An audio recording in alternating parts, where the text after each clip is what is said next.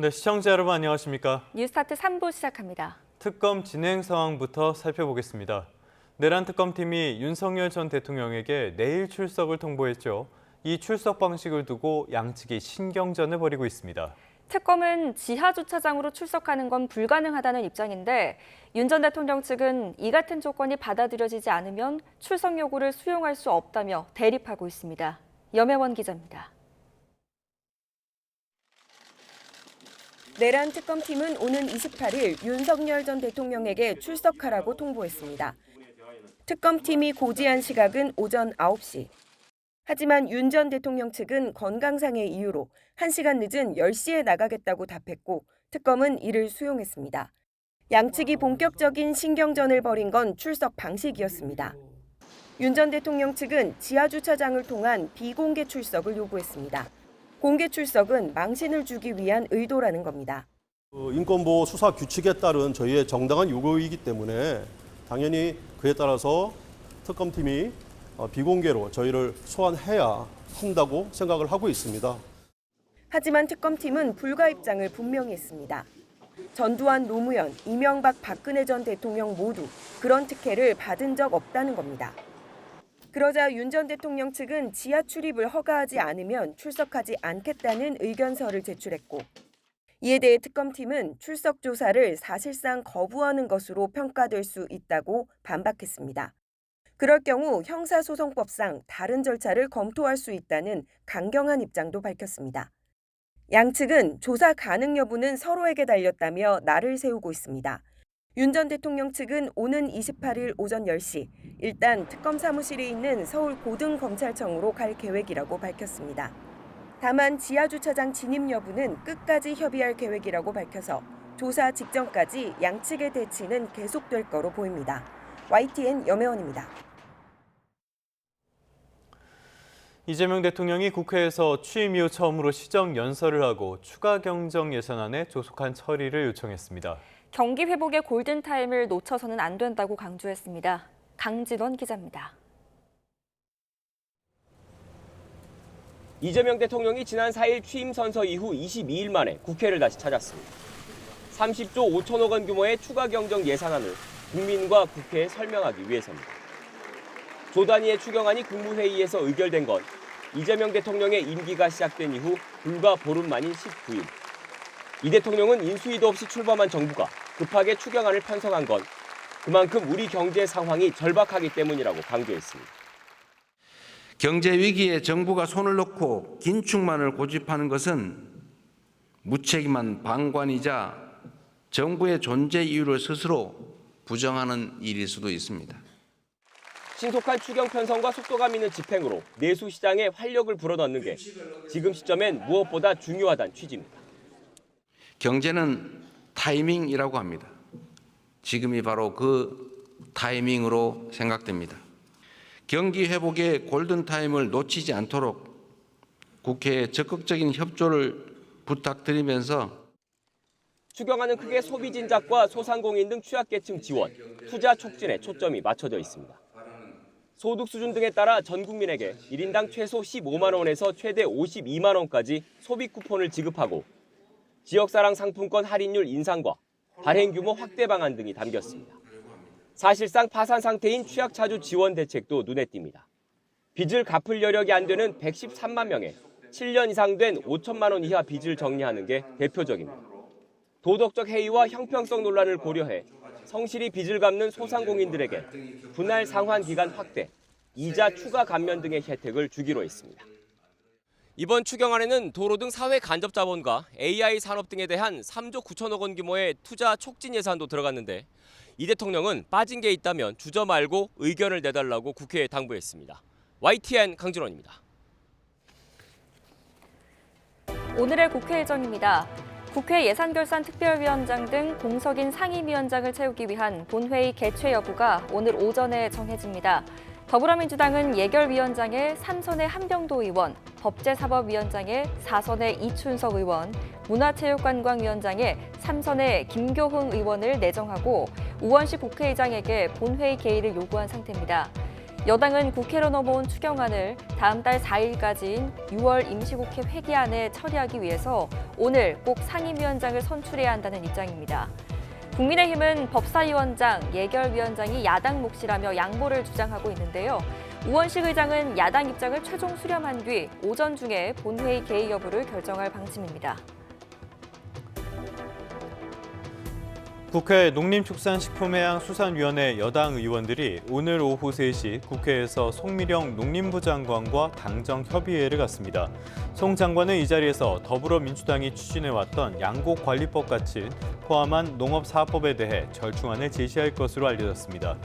또 국민의힘과 진보당 등에서 송 장관의 사퇴를 촉구하는 데 대해 직접 입장을 내놓을지도 주목됩니다. 국민의힘이 지난 대통령 선거 당시 경선을 통해 뽑힌 김문수 후보를 한덕수 전 국무총리로 바꾸려고 시도한 것과 관련해 당무감사 결과를 중간 발표합니다. 유일준 당무감사위원장은 오늘 오전 11시 반 중앙당사에서 감사 진행 상황에 대한 브리핑을 예고했습니다. 그간 당무감사위는 김용태 비대위원장 등 후보 교체 과정에 관여한 당 관계자들을 면담하거나 서면으로 입장을 받아 사실관계를 파악해왔습니다. 지금까지 국회 일정이었습니다. 미국으로 가보겠습니다. 트럼프 대통령이 예고한 상호관세 유예 시한이 이제 열흘가량 앞으로 다가왔습니다. 간밤에 백악관에서 이 시한을 연장할 가능성이 있다는 뜻을 내비쳤습니다. 네, 여기까지는 좋은 소식인데 나쁜 소식도 있습니다. 이미 관세 부과가 시작된 자동차 부품의 적용 대상을 확대할 가능성이 커 보입니다. 워싱턴 권준기 특파원입니다. 지난 4월 트럼프 대통령이 57개 나라에 부과한 뒤 90일간 유예를 발표했던 상호관세. 7월 8일인 유예 시한 종료를 앞두고 연장될 가능성은 없는지 질문이 백악관 브리핑에서 나왔습니다.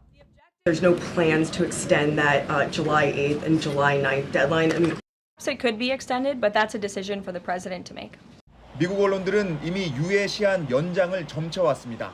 영국 외에는 협상 타결국이 없고 나머지 나라들과는 좀처럼 이견을 좁히지 못하고 있기 때문입니다. The deadline is not critical. The president can simply provide these countries with a deal if they refuse to make us one by the deadline, and that. 이번 주에는 이재명 정부 들어 첫 고위급 방미가 이루어져 미국과 관세 협상이 재개됐지만 협상 종료 시점을 예측하긴 쉽지 않습니다. 우리가 패키지라고 하면 되지 구태 줄라이건 오거스트건 이렇게 시점을 붙여서 하기보다는 그냥 패키지로 하는 게 낫겠다. 상호관세와 별개로 지난 5월부터 자동차와 부품에 부과되고 있는 품목별 관세는 적용 대상이 늘어날 전망입니다. 관세를 부과할 자동차 부품을 확대하기 위해 다음 달 1일부터 미국 업계 의견을 접수하기로 한 겁니다. 지금도 관세 부담을 온몸으로 떠안고 있는 국내 자동차 부품 업계는 관세 적용 대상이 늘어나면 피해가 더 커질 전망입니다. 워싱턴에서 YTN 권중입니다. 네, 조금 전에 보신 트럼프의 관세 정책 관련 이야기는 잠시 뒤에 전문가와 함께 조금 더 깊이 들어가 보겠습니다. 이번엔 트럼프 2기에서도 반복되는 트럼프와 언론의 마찰 살펴보겠습니다. 갈등이 고조되고 있는데요. 헤그세스 국방장관은 언론이 트럼프 대통령을 겨냥하고 있다며 원색적으로 비판했습니다. 워싱턴 홍상희 특파원입니다. 피트 헤그세스 미 국방장관은 트럼프 대통령이 역사상 가장 비밀스러운 군사작전을 지휘해 이란의 핵 능력을 파괴했다고 강조했습니다. 그러면서 핵시설을 완전히 파괴하지 못했다고 보도한 CNN과 뉴욕타임스, CNBC를 지목해 비난했습니다. You, the press corps, because you cheer against Trump so hard. It's like in your DNA and in your blood to cheer against Trump. Because you want him not to be successful. So. 헤그세스 장관은 언론이 신뢰도가 낮은 국방정보국의 초기 정보만으로 왜곡된 보도를 했다며 임무를 성공적으로 수행한 장병들을 깎아내리고 있다고 비판했습니다. 댄 케인 합참의장도 첫 폭탄이 이란이 핵시설에 덮어놓은 콘크리트를 파괴했고 두 번째 폭탄이 핵심 하드웨어를 파괴했다고 자세히 설명했습니다. 트럼프 대통령이나 국방장관의 압력은 없었다고 말했습니다. I've never been pressured by the president or the secretary to do anything other than tell them exactly what I'm thinking, and that's exactly what I've done. 케인 합참 의장은 또 지난 23일 이란이 카타르 미군 기지를 공격했을 때 미사일을 방어한 패트리엇 포대에는 한국에서 파견한 장병들이 있었다고 말했습니다. 트럼프 대통령은 미국이 핵시설을 공습하기 전 이란이 농축우라늄을 반출했다는 의혹에 대해서는 아무것도 시설에서 이동하지 않았다고 반박했습니다. 미국의 이란 핵시설 공격 결과를 둘러싼 언론 보도에 트럼프 행정부가 전방위 공세에 나서면서 집권 1기에 이어 2기에서도 언론과의 갈등이 고조되고 있습니다. 워싱턴에서 YTN 홍상입니다. 미군의 대대적인 폭격에도 이란의 농축 우라늄이 온전할 가능성이 있다는 초기 정보 평가. 트럼프 행정부는 가짜 뉴스라고 주장하고 있는데요. 같은 평가가 유럽에서도 나왔습니다. 이란이 미군 공습 전에 농축 우라늄을 옮겨뒀을 것이라는 추정인데요. 트럼프 행정부의 주장과는 배치된다는 지적이 나옵니다. 홍주혜 기자입니다. 이란의 핵시설을 완전히 파괴했다고 재차 강조할 작정으로 나온 자리였지만 미국 국방장관은 결정적인 증거를 제시하지 못했습니다. 이란이 미국의 공습 전에 고농축 우라늄을 옮겼을 가능성을 묻자 확답을 피하는 듯한 모습도 보였습니다. The uranium was removed from the facility before the B-2 struck. So I'm not aware of any intelligence that I've reviewed that says things were not where they were supposed to be, moved or otherwise. 이란 핵 프로그램이 고작 몇 달 지연됐을 뿐이라는 미국 언론 보도에 트럼프 행정부가 가짜 뉴스라며 펄쩍 뛰는 가운데 영국 일간 파이낸셜 타임스도 비슷한 소식을 전했습니다. 미군의 벙커버스터 폭격 이후에도 이란의 농축 우라늄 비축량이 대체로 그대로일 수 있다는 초기 정보 평가가 유럽 각국에 전달됐다고 보도했습니다. 이란의 준무기급 우라늄 408kg이 공습 이전에 포르도 핵시설이 아닌 다른 곳으로 옮겨진 것으로 보인다는 겁니다. 이란의 주장과 일맥상통하는 내용입니다. 국제원자력기구 IAEA 수장도 이란 핵 프로그램이 완전히 파괴됐다는 트럼프 대통령의 주장은 과장된 거라고 지적했습니다. Pouvez-vous nous dire aujourd'hui si le programme nucléaire iranien est anéanti? Je ne sais pas, je crois qu'anéanti c'est trop, mais il a subi d'énormes dégâts. 앞서 그로시 사무총장은 핵물질과 장비를 보호하기 위해 특별 조치를 취하겠다는 서한을 13일 이란에서 받았다고 밝혔습니다. 따라서 이란은 핵물질이 여전히 존재할 가능성이 있다며 사찰단 복귀를 촉구하고 있지만 이란은 IAEA와의 협력 중단을 선언했습니다. YTN 홍주혜입니다.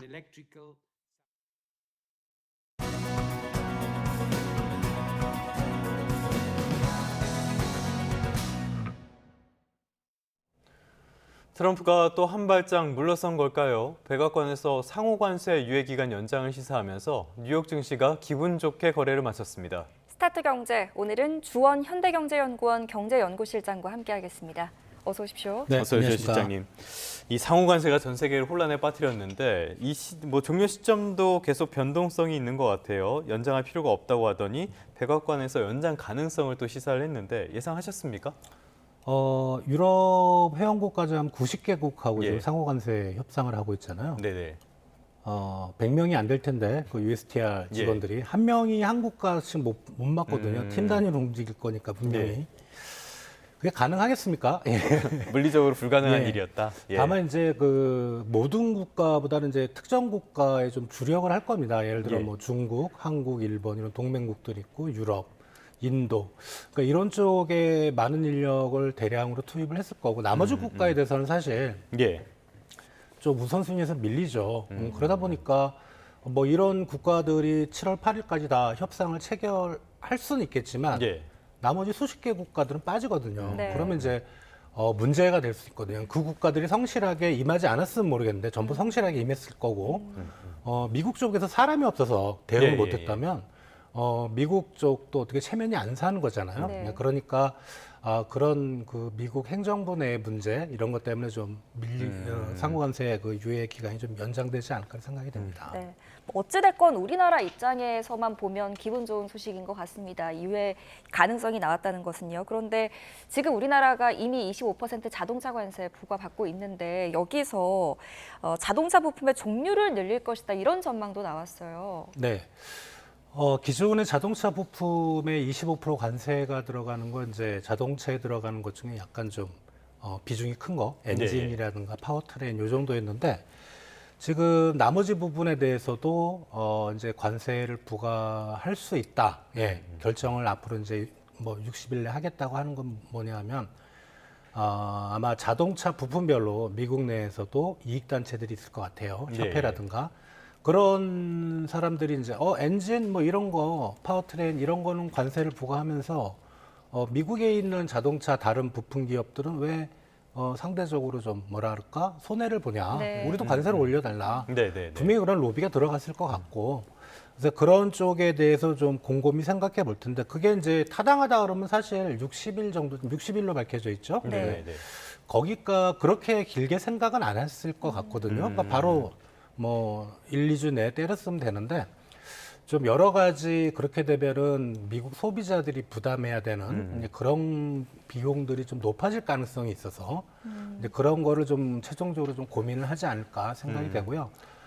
말씀하신 대로 만약에 거기까지 자동차 부품에 대해서 관세가 올라가면 우리 자동차 수출이 미국으로 간 게 작년에 708억 전체 자동차 수출 중에 한 47%인 330억 달러치가 미국으로 갔는데 부품은 우리가 전체 225억 자동차 부품 수출 중에 역시 한 40% 가까이 82억 달러가 미국으로 가거든요. 그래서 상당히 좀 타격이 클 걸로 생각이 됩니다. 과연 이게 우리에게도 타격이 되겠지만 미국 자동차 산업에 도움이 되긴 될 것인지 의문이 드는 부분도 분명히 있는데요. 이런 관세 정책의 부작용을 볼 수 있는 지표도 간밤에 있었어요. 미국의 1분기 성장률 확정치, 속보치가 있었고 잠정치가 있었고 이번에 확정치가 나왔는데 확정치가 상당히 안 좋게 나왔어요. 예, 잠정치도 역성장이었거든요. 마이너스 0.2%였는데 지금 확정치가 마이너스 0.5%인데 이게 이제 좀 차이가 나는 이유는 보통 1분기 경제 성장률, 그러니까 1분기라고 하면 1월부터 3월인데요. 우리가 현실적으로 그 모든 소비, 투자, 수출, 수입 이런 통계를 다 확보하기까지는 상당한 좀 시간이 걸립니다. 그래서 보통 뭐 한국은행도 3월에 1분기가 끝나지만 4월 말쯤에 속보치를 또 한 달 뒤에 이제 잠정치를 발표하거든요. 미국도 그런 식인데 과거 중국이요, 1분기가 3월 말에 끝나잖아요. 3월 말에 1분기 경제 성장률을 발표한 적이 있어요. 말도 안 되는 끝나기 거죠. 전에. 그래서 그때는 이제 중국 지표에 대한 신뢰 뭐 이런 것도 있었는데 그래서 그런 보통 이제 1분기 GDP를 우리가 이제 발표를 할 때는 1월과 2월은 확정치로 가져가지만 3월에 대해서는 선행 지표나 어떤 그거를 대략 추정할 수 있는 그런 지표들 갖고 계산하는데 이번에 이제 그런 것들이 확정이 되는 바람에 이제 마이너스 0.5%가 나왔고요. 문제가 뭐냐면 이게 이제 그 같은 1분기인데 중국과 유럽 쪽의 1분기 경제 성장률 되게 좋았습니다. 수출이 잘 됐어요. 근데 미국이 1분기에 역성장이 나온 건 수입이 너무 많아졌습니다. 수입이 많아지면 경제 성장률은 떨어지는 효과가 있거든요.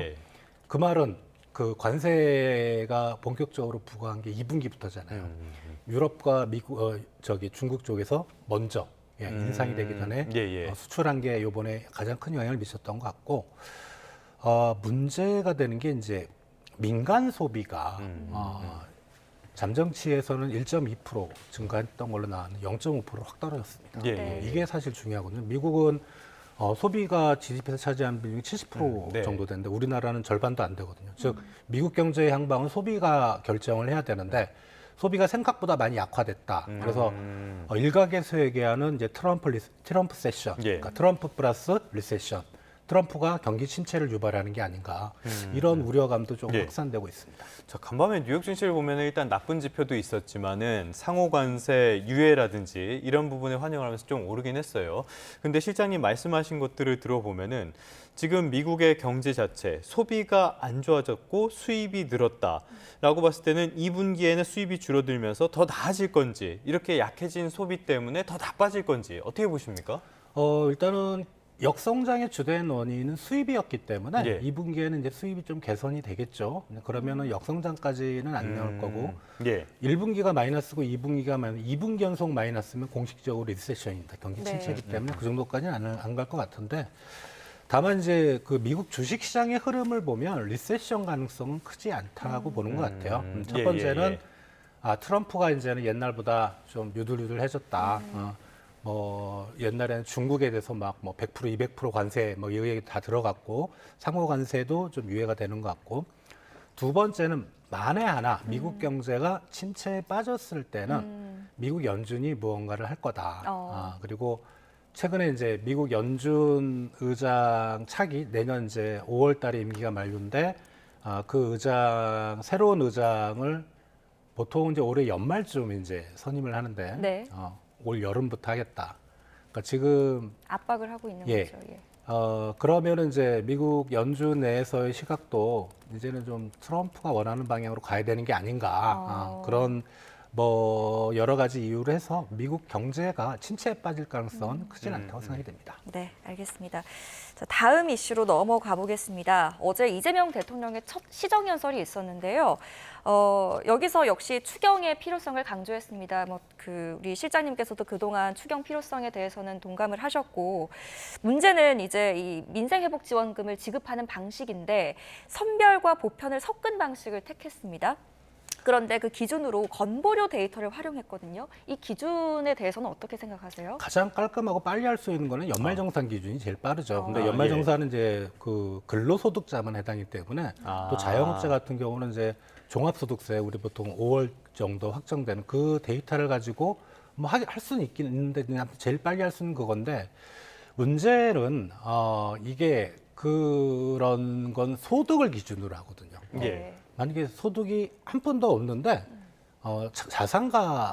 자산이 엄청 많은 사람 같은 경우는 있을 수 있죠. 예, 최저소득층으로 들어가 버리는 겁니다. 그러다 보니까 건강보험료를 우리 건강보험료 상환할 때 뭐 그 부동산 그리고 차량까지 들어가거든요. 이제 그런 걸 가지고 할 때는 이 정책의 뭐라 그럴까 원래 취지에 맞는 거는 건강보험료가 맞긴 맞습니다. 다만 이 부분은 이제 이거에 따라서 어느 쪽에 더 비중을 둘 거냐에 따라서는 이해관계가 확실히 갈리는 거죠. 예. 그렇지만 원칙적으로는 건강보험료가 제 생각에 맞다고 생각이 됩니다. 연말정산보다는 건강보험이 조금 더 정확한 데이터라고 볼 수가 있겠네요. 자, 그렇다면은 정부가 기대하는 만큼 소비가 살아날지 이런 것들은 얼마나 정교하게 이게 구조를 만드느냐에 따라서 많이 달라질 것 같고요. 또 하나 봐야 될 게 소상공인과 자영업자들의 부채 탕감. 이게 이번 추경에 예상이 들어왔단 말이죠. 여기에 대해서는 어떻게 평가하십니까? 어차피 이제 7년 이상 뭐 5천만 원 이하 건별로 그거를 이제 못 받고 있고 이미 이제 회수 가능성이 없는 채권으로 분류돼서 어떻게 보면 일종의 정급 본드식으로 넘어가 있는 상황이거든요. 그걸 이제 빌려준 대출 쪽 기관 쪽에서도 받을 가능성이 없고 뭐 그리고 이제 자영업자들이 그것 때문에 신용불량자에 들어가서 정상적인 경제 활동을 못하는 경우도 꽤 있습니다. 그렇다면 정부가 나서서 그런 것들을 이제 예를 들어 뭐 채권 가액이 5천만 원이라면 5천만 원을 정부가 인수하는 게 아니거든요. 배드뱅크가 상당히 뭐 낮은 10% 미만의 가격을 헐값으로 인수를 해서 그걸 탕감해 주는 게 맞고 그리고 이제 그렇게 함으로써 어떤 그렇게 채무가 장기 채무 불이행에 있던 그 자영업자들을 정상적인 경제 활동 인구로 들어오게 함으로써 경제가 보다 활력을 가질 수 있는 그런 긍정적인 측면이 더 부각이 된다고 생각이 됩니다. 네, 알겠습니다. 지켜보도록 하겠습니다. 자, 다음 주제로 다시 넘어가서요. 서울 아파트값 이야기 해보겠습니다. 정말 천정부지로 치솟고 있는데 특히 마용성 이 지역들이 또 굉장히 신고가를 경신하고 있는 것 같습니다. 왜 이렇게 오르는 건가요?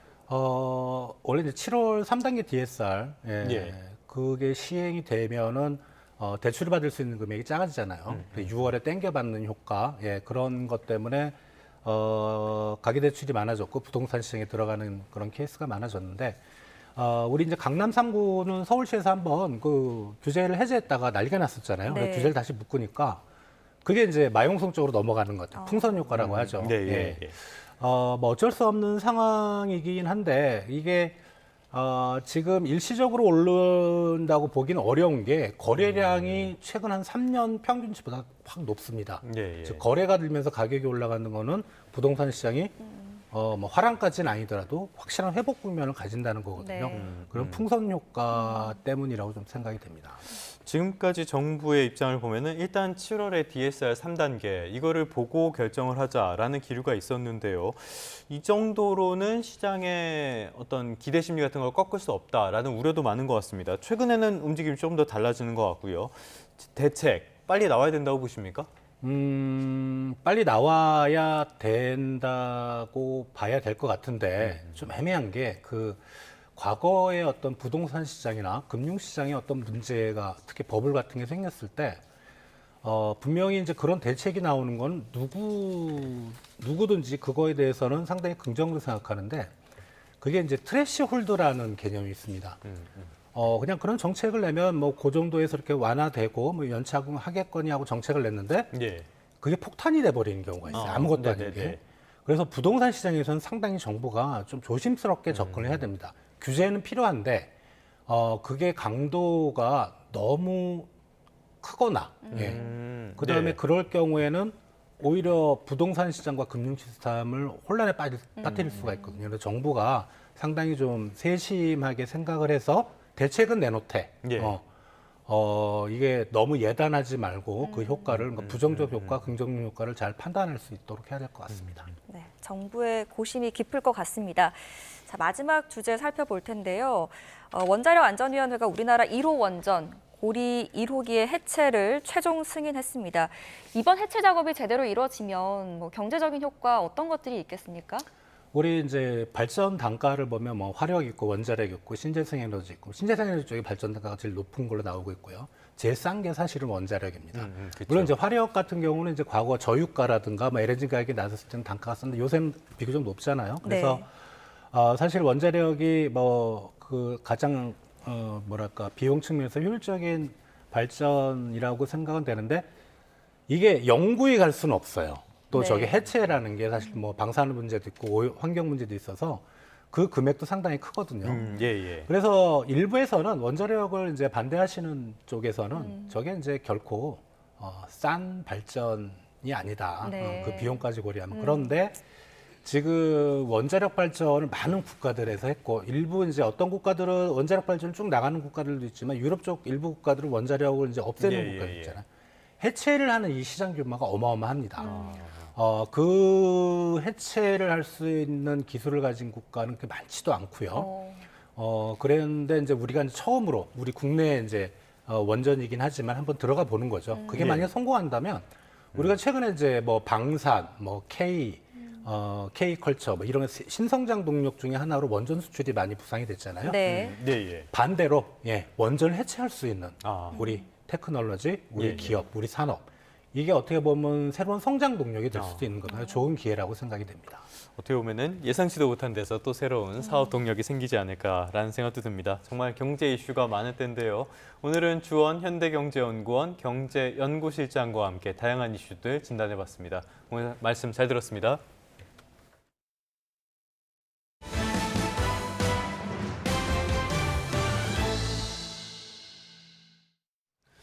사건 사고 소식입니다. 어젯밤 충남 당진에선 단독주택에서 불이 나 80대 주민 2명이 숨졌습니다. 밤사이에는 교통사고도 잇따랐습니다. 이현정 기자입니다.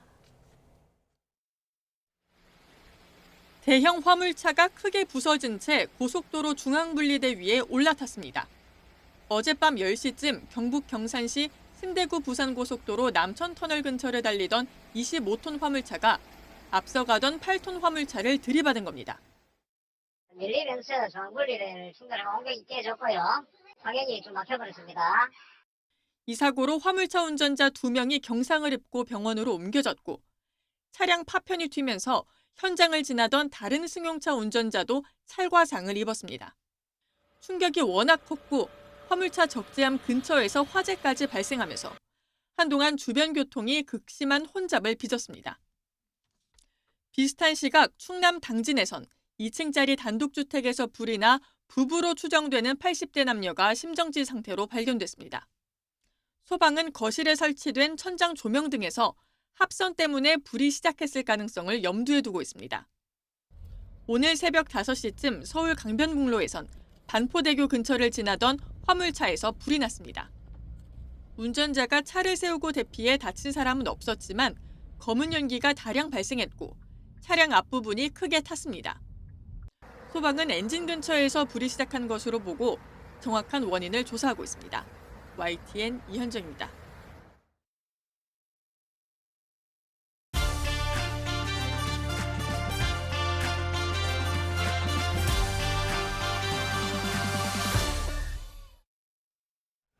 네, 금요일 아침 한 주간의 연예계 소식 전해드리는 시간입니다. 많은 분들이 기다리셨을 넷플릭스 최고의 흥행작 오징어 게임 시즌3가 오늘 나옵니다. 약물운전 혐의로 입건된 개그맨 이경규 씨는 경찰 조사에서 관련 혐의를 시인하고 사과하기도 했습니다. YTN 스타 김성현 기자와 함께 관련 내용들 짚어보겠습니다. 어서 오세요.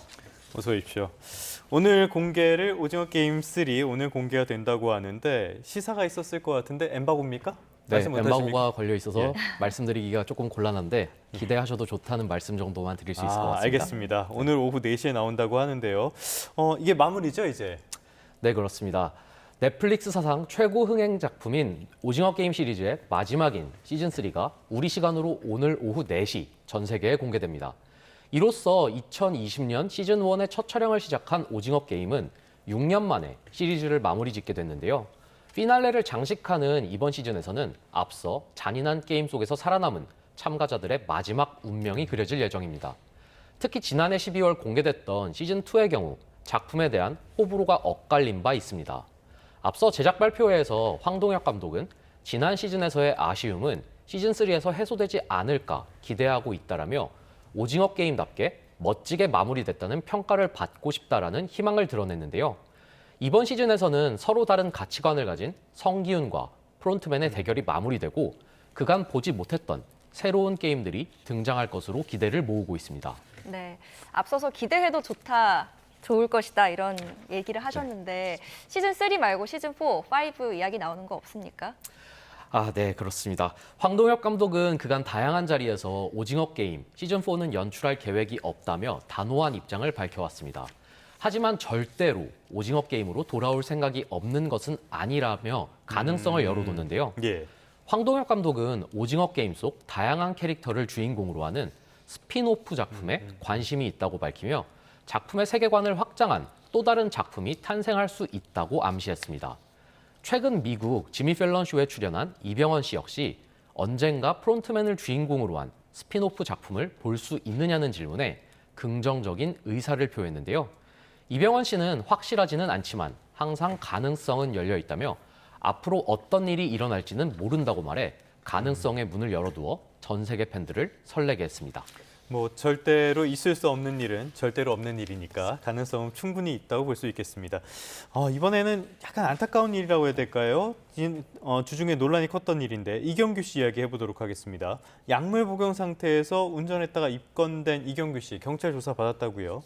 네, 맞습니다. 지난 24일이죠. 경찰은 이경규 씨를 약물 운전 혐의로 정식 입건하고 소환 조사했습니다.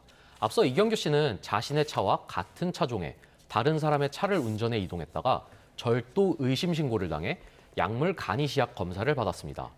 해당 검사를 비롯해서 국과수에서도 약물 양성 결과가 나오며 피의자로 전환돼 경찰 조사를 받게 된 것입니다. 이날 조사에서 이경규 씨는 평소 처방받던 공황장애 약을 먹고 운전한 것이 법에 위반되는지 몰랐다며 팬들께 실망을 드렸다고 사과했습니다. 모르고 한 일이지만 변명의 여지가 없다고 혐의를 인정한 것인데요.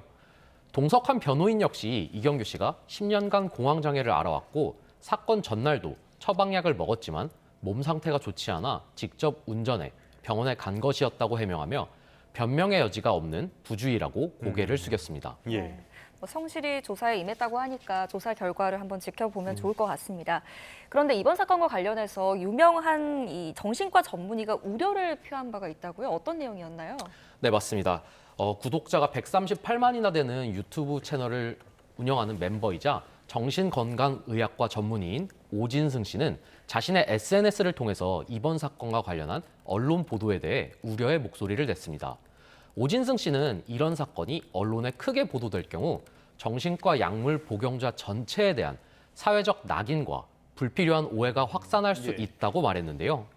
자극적인 기사의 제목만 본다면 공황장애 약을 먹을 경우 본인 차도 구분하지 못하거나 큰 문제를 유발할 수 있다는 편견이 생길 수 있다는 것입니다. 그는 정신과 약을 먹으면 무조건 위험하다는 인식은 정신과에 대한 편견이 높은 우리나라 사회에서 치료를 주저하게 만들고 이에 따라서 적절한 치료를 받지 못하는 분들이 더 많이 생길 수 있다고 설명했습니다. 또한 오 씨는 정신과 이외 다른 과 약물 중에서도 졸린 약들이 많은데 유독 정신과 약에 대해서만 엄격한 잣대를 두는 것 같아 안타깝다고 덧붙였습니다. 실제로 이번 사건 이후에 전문가들은 어떤 약물을 어느 정도의 농도까지 규제할지 운전과 관련해 복용 기준을 정확하게 수치화할 필요가 있다는 의견을 내놓고 있습니다. 하긴 감기약 같은 것만 먹어도 졸릴 수 있고 하니까요. 이런 명확한 기준이 있어야 되겠습니다. 관련된 소식인데요. 방탄소년단의 슈가 씨가 소아청소년의 정신 건강을 위해서 큰 돈을 기부했네요. 네, 맞습니다. 50억을 기부해서 굉장히 화제를 모았죠. 방탄소년단 슈가 씨는 세브란스 병원에 50억 원을 기부하고 자폐 스펙트럼 장애 환자 치료와 사회적 자립을 지원하는 전문 치료센터를 설립하기로 했는데요. 지난 23일 세브란스 측은 슈가 씨의 본명을 따서 민윤기 치료센터의 착공식을 열었습니다. 이 과정에서 단순히 기부를 넘어 슈가 씨의 진정성 역시 화제를 모았습니다.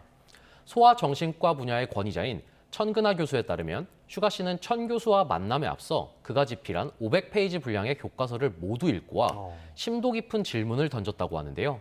이외에도 그는 사회복무 요원으로 복무하면서도 주말을 이용해 소아 청소년 환자들을 위한 음악 재능 프로그램을 꾸준히 진행해왔던 것으로 알려졌습니다. 이 과정에서 환자들은 슈가 씨가 누군지도 모른 채 그를 음악 선생님으로 인식하고 자연스럽게 치료 활동에 몰입했다고 전해집니다. 네, 그런데 훈훈한 소식이 여기서 끝이 아니라 슈가 씨가 50억을 기부한 이후에 팬들도 지금 기부가 이어지고 있다고요. 이거야말로 좀 선한 영향력의 좋은 사례가 아닐까 싶은데요. 네, 맞습니다. 너무 좋은 소식이죠. 슈가 씨의 기부 소식이 전해진 이후 방탄소년단의 팬덤인 아미 사이에서도 기부 릴레이가 이어지고 있습니다. 슈가 씨의 기부 소식이 알려진 뒤 연세의료원 대외협력실에는 아미와 일반 시민들의 기부 문의가 쇄도한 것으로 전해지는데요. 민윤기 치료센터 착공 소식이 전해진 지 하루 만에 일반인 기부금은 2억 원을 넘었습니다. 이에 연세의료원 측은 공식 홈페이지 상시 후원란에 민윤기 치료센터 항목까지 추가했는데요. SNS상에도 후원 방법을 묻는 글로벌 아미의 게시글이 잇따르고 있습니다. 추후 해외 송금 채널도 열린다면 기부액은 훨씬 더 늘어날 것으로 보입니다. 진짜 그야말로 선한 영향력이네요. 자, 여기까지는 훈훈한 소식이었는데 별로 좀 훈훈하지 않고 나쁜 소식이 있습니다. 배우 김준수 씨, 이 김준수 씨를 협박한 인터넷 방송 진행자에게 징역 7년이 확정됐다. 어떤 내용입니까? 네, 그렇습니다. 그룹 동방신기 출신 가수 겸 뮤지컬 배우죠. 김준수 씨를 협박해 8억 원 상당의 금품을 가로챈 인터넷 방송 진행자에게 징역 7년이 확정됐습니다. 대법원은 특정경제범죄 가중처벌법상 공갈 혐의로 기소된 30대 여성 A씨에게 징역 7년을 선고한 원심 판결을 전날 상고기각 결정으로 확정했습니다. A씨는 2020년 9월부터 지난해 10월까지 무려 110회에 걸쳐서 김준수 씨를 협박해 약 8억 4천만 원 상당의 돈을 갈취한 혐의로 구속 기소됐는데요. A씨는 김준수 씨와의 사적인 관계에서 대화를 몰래 녹음한 뒤 이를 SNS에 유포하겠다고 협박해 금품을 갈취한 것으로 조사됐습니다. 앞서 1심은 A씨의 죄질이 매우 좋지 않고 김준수 씨가 엄벌을 탄원하고 있다며 징역 7년을 선고했고요. 2심 역시 A씨에게 징역 7년을 선고하며 김준수 씨의 추가 피해를 우려해 휴대전화 1대와 스마트폰 기기 1대의 추가 몰수도 명령한 바 있습니다. 네, 뭐 이뿐만이 아니고 연예인이 공인이라는 이유로 일반인들에게 약점을 잡혀서 협박받는 일들이 심심치 않게 들리는데 이런 일들은 반드시 근절돼야겠습니다. 오늘 여기까지 듣겠습니다. 지금까지 YTN 스타 김성현 기자와 함께했습니다. 감사합니다. 고맙습니다.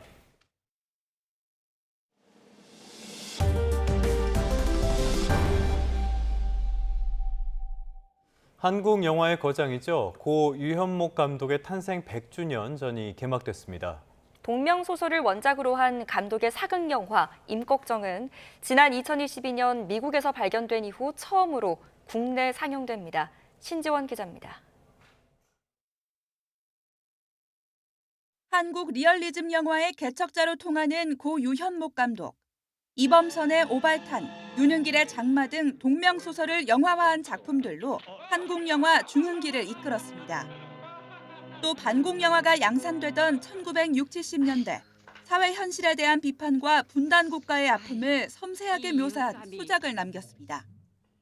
일제 식민지 백성으로 태어나셔가지고 진짜 두 번의 큰 전쟁을 겪었고 고향을 떠나서 실향민으로 사시다가 돌아가신.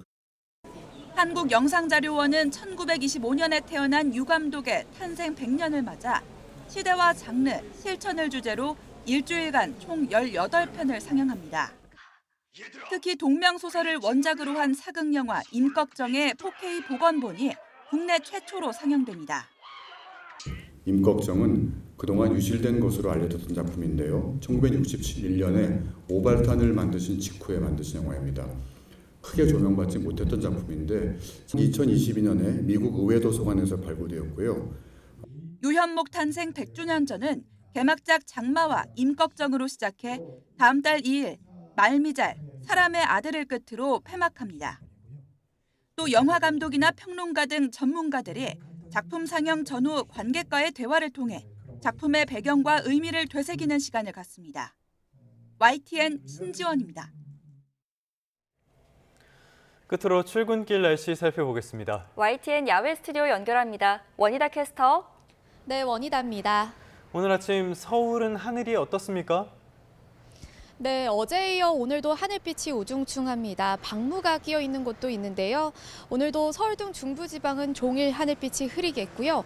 경기 북부는 낮까지 5mm 미만의 비가, 그 밖에 수도권과 영서지방에는 약하게 빗방울이 떨어지는 곳이 있겠습니다. 네, 중부지방은 어제 그래도 흐려서 더위가 주춤하는 것 같던데 오늘은 어떨까요? 네, 어제 서울은 낮 기온이 24도 안팎에 그치며 예상보다 기온이 크게 오르지 못했습니다. 오늘은 다시 예년 수준의 더위가 나타나겠고요. 특히 남부지방은 한여름 더위가 나타나며 폭염특보가 내려질 가능성도 있겠습니다. 자세한 지역별 기온부터 살펴보겠습니다. 현재 서울 기온은 21.8도, 청주 22.3도 보이고 있고요. 지난 밤 사이 열대야 수준을 보인 강릉은 벌써 25.2도를 나타내고 있습니다.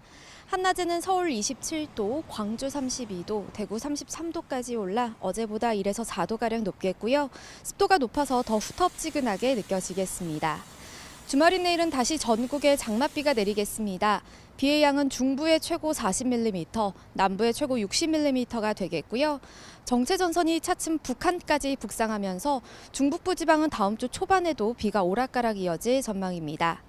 이번 주말 비의 양이 많은 편은 아닙니다. 다만 곳에 따라 벼락과 돌풍을 동반하며 요란하게 내릴 것으로 보이니까요. 피 없도록 대비 잘해주시기 바랍니다. 지금까지 YTN 원희다입니다. 네, 6월 27일 뉴스타트 모두 마무리하겠습니다. 오늘 아침도 저희와 함께 해주셔서 고맙습니다.